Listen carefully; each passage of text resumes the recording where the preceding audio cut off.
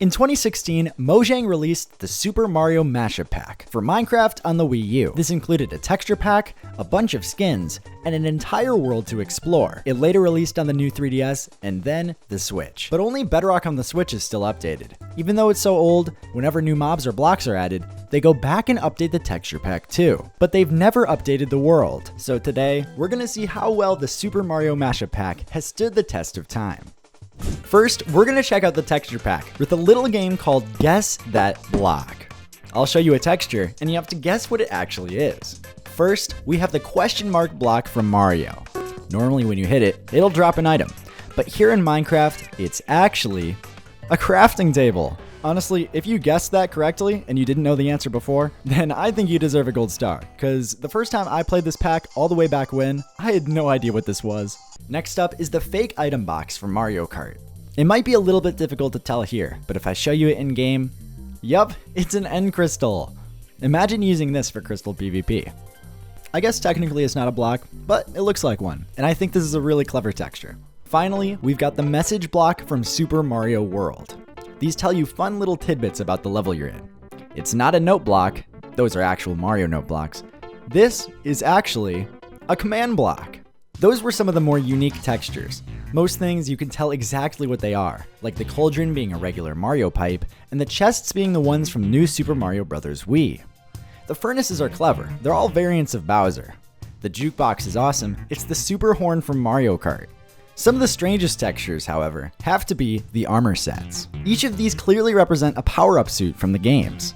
Leather is the cat suit, chainmail is the tanuki suit, iron is the frog suit, gold is the bee suit, diamonds is the penguin suit, and netherite is the boomerang suit. Honestly, I kinda only think that gold and diamond really work because they match the original Minecraft colors, but leather and chainmail look great. Overall, there's really only so much you can do with matching the armor up. I think they did a pretty good job. The tools look great, especially the pickaxe matching the super pickaxe from Captain Toad. The mace looks awesome as the Hammer Bros hammer, but the flint and steel being a fire flower has got to be the best.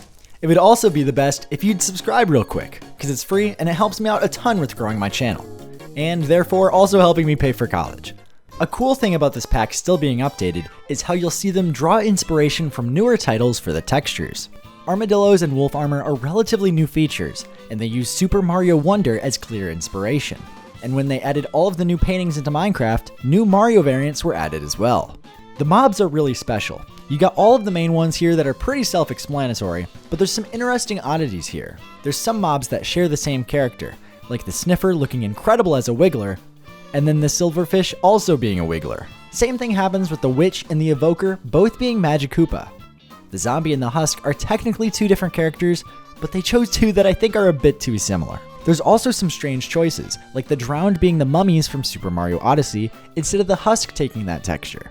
Though it's kinda dumb, I'm guessing this probably happened because the Husk was added first and already got a texture. They probably just didn't want to go back and replace old ones. One of my favorites has to be the Pillager randomly being one of the brutal bosses from Super Mario Odyssey. An entire boss has been downgraded to one of the most common enemies in the game. Speaking of Odyssey, they made the pandas be those rolling snow guys from that game. It fits perfectly because of the rolling, but not so much in the difference in biomes. I think it's great though. They also made those vine guys be striders, which looks really funny in the nether. Overall, this is a very solid texture pack that's very fun to use. Custom sounds, music from Super Mario 64, and constant updates. The textures alone make the Super Mario Mashup Pack worth it. But that's not all. Coming up, we've got the skin pack and custom world. But first, let's review those skins. There's 40 skins included in this mashup pack, mostly made up of Mario and friends, the Koopalings, and random classic enemies. What's special about these is that they've all got extra 3D elements. For those unfamiliar, this is how a lot of the skins were done back in the Legacy Console skin pack era. You can see those details like in Mario's nose and cap, and everything about Captain Toad. And literally all the characters.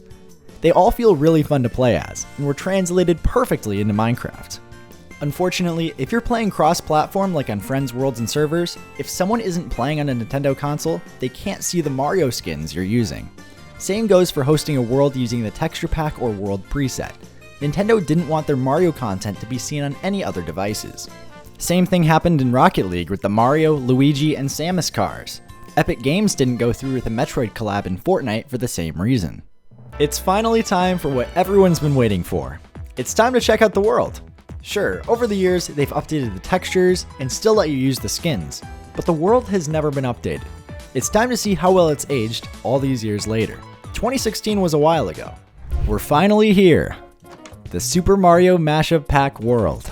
Let's run through this pipe, and there he is. But from here, we can just check out the world. In every single one of these mashup worlds, there's always a bunch of music discs that you can find. There's one in that house, there's one in the ghost house over there, one in Bowser's ship over here. We can just go around and check out the whole world. We got a big Bowser statue here, and it leads all the way to the Nether. And look where we are. Bowser's castle. That's really cool. You got a thwomp there. The ghasts look like booze. This is just full of tricks and traps and whatnot. And there's a giant Bowser statue. And I mean, it looks like you could totally just complete this thing like a normal actual level. Past the big dry bones, and then all the way up to the flagpole. Oh, this looks like an awesome way to leave. All around the world, they've got all of these minecart systems, usually in the overworld. It's really nice to be able to get around. You can just leave, just like that. And of course here, it's the bedrock wall that was in Legacy Console Edition. If we break through here, it's just the normal Nether. Back in the overworld, we can check out the rest of the map. Like here's Bowser's ship. He's got all sorts of traps in here too. And then down here was a boss room. And after that's the music disc. There's all sorts of challenges like this all over the world. But it's really awesome how so many of the places are ripped straight from the games. Like right here is pretty obviously New Super Mario Bros. U. There's stuff like the acorn tree. Over in the desert, it looks like just any other Mario desert level. And I know that in here there's a giant puzzle too. Over here we've got the ghost house. And this one for sure is an actual puzzle. Tons of free items here. But when you do enter, it's a one-way door. So then you're trapped. That opened the door. And then if I remember correctly, there's something here about the bookshelves. Yeah. And that opened a door somewhere. Right down here. It's nice to see that all the redstone and stuff still works. I have no idea where that went. It was probably that. And there's another pipe. And we're free. The level's done. Hop on the flagpole. We got another music disc. It's just little puzzles like that that just add so much enjoyment to the entire world. And all throughout as well, you can see all the pipes and stuff too, connecting all the areas together. Like this one, just kind of random, but it leads you all the way up here. Then of course we got the snow area with Toad. Some Toad houses everywhere. And I think these two, like, yeah, they got chests and a bed to sleep in. It's really awesome how you can just play this as a regular Mario game too. It's got all the routes and stuff. It's so impressive that they were able to build all of this though. And then over here is probably one of the coolest parts of the map. It's literally just Super Mario Sunshine. You got Petey Piranha over there, and then they built the whole town with the shine sprites. There's even a bit of a parkour area here too. We can do this legit.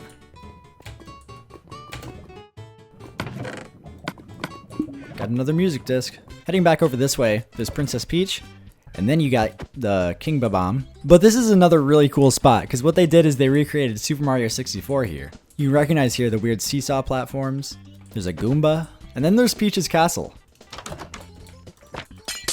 Now there's nowhere here. But I do know that in this door, yeah, you can go into the painting. Yeah, can't believe I still remember this. And then we're out of there. I remember this Easter egg too. One of the eels. It's just hiding out in the water. Those things were always so creepy. And there's Mario from Super Mario World. And it's pretty clear this whole area is inspired by Super Mario World as well. And the entire world is surrounded by all these blocks. Because back in Legacy Console Edition, just like in the Nether, there's a limit to how far out you can go. See, we're limited here. Because the worlds were pretty small in size. So they tried to cram as much as they could in. They got Yoshi here in the corner. And then there's regular Mario from Mario 1. Stomping on a Goomba. And then over here is Mario 3 with the piranha plants from all the different generations. Of course, there's a puzzle there for another music disc. Note block over here. And then off in the corner, there's a Shy Guy. And then that leads us back to the center of the world. Overall, I'm pretty impressed with how this is aged. Like, it doesn't feel too out of place. I'm guessing part of the reason is because they did such a good job with the textures and making everything feel timeless. But yeah, this is a really high quality mashup pack. Subscribe if you enjoyed. Thank you so much for watching. I'll see you all later. Bye-bye. And watch this video here. I think you'll like it.